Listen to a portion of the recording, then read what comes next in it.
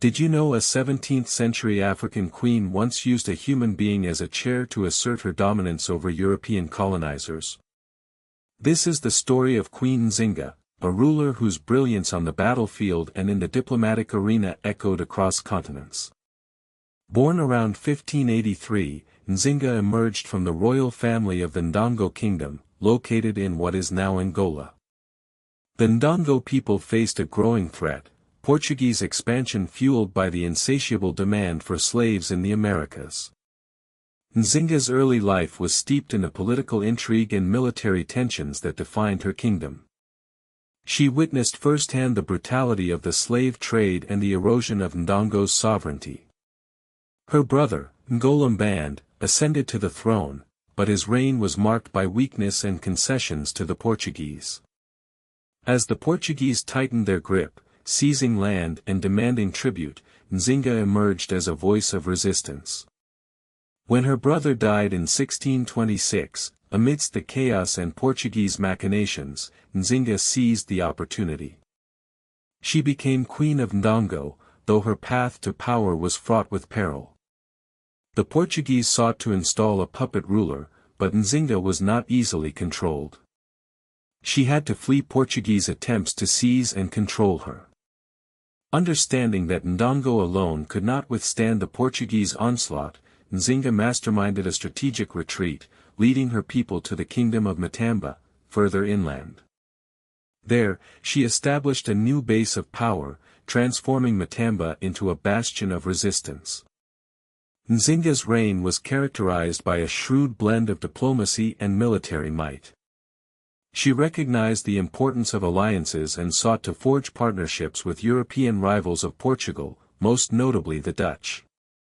These alliances provided her with access to crucial resources, including firearms, which leveled the playing field against the heavily armed Portuguese.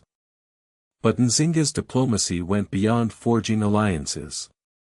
In 1622, she converted to Christianity, taking the name Ana de Souza, as a means of gaining favor with the Portuguese. This conversion, however, was largely a tactical maneuver. When it no longer served her interests, she renounced Christianity publicly, asserting her commitment to her ancestral beliefs. One of the most iconic moments in Nzinga's life occurred during a meeting with the Portuguese governor, João Correia de Sousa, in Luanda in 1624. When she arrived, no chair was offered to her, a deliberate act of disrespect intended to force her to kneel. Nzinga, however, refused to be humiliated. She ordered one of her attendants to act as a human seat, demonstrating her unwavering sense of equality and defiance.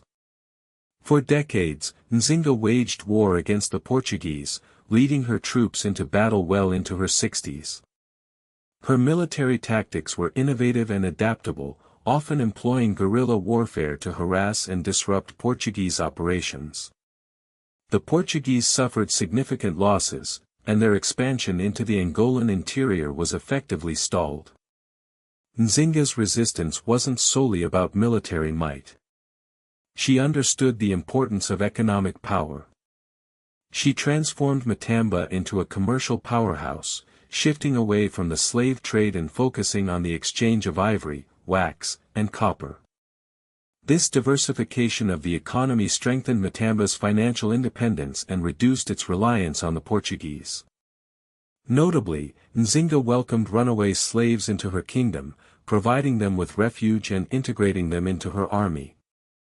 This act of defiance further undermined the Portuguese slave trade and solidified Nzinga's reputation as a champion of freedom. One of the most controversial aspects of Nzinga's reign was her relationship with the Mbangala warriors, a group known for their brutal reputation and cannibalistic rituals. Nzinga, recognizing their military prowess, integrated the Mbangala into her army, even adopting some of their practices. This decision, while controversial, underscores Nzinga's pragmatism and her willingness to do whatever it took to secure her kingdom's survival. After decades of relentless warfare, Nzinga finally signed a peace treaty with Portugal in 1657.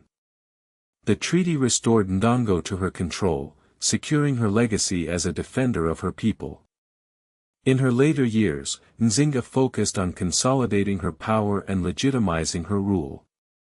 She ordered the baptism of 50,000 of her subjects, further solidifying her kingdom's integration into the wider world. Nzinga died on December 17, 1663, at the age of approximately 80. Her death marked the end of an era, but her legacy lived on.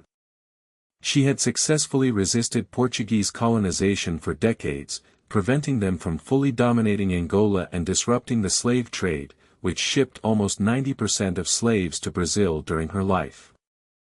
Nzinga is revered today as a founding mother of Angola.